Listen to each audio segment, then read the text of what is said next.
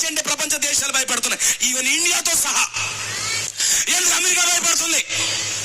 ఎందుకు ఈ ప్రపంచ దేశాలు, ఎందుకు ఈ రష్యా అంటే భయపడుతున్నారు?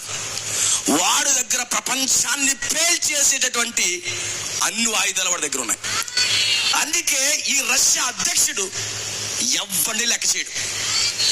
ఆ రోజు నెబుకద్నెజర్ ఏ రాజుని లెక్క చేయలేదు, ప్రతి ఒక్కరిని పట్టుకున్నాడు. కానీ ఈ కాలపు రష్యా ఉత్తర దేశపు రాజు ఏ దేశాన్ని లెక్క చేయట్లేదు. వెళ్ళండి, వాడు 5వసారి ప్రెసిడెంట్గా వచ్చాడు.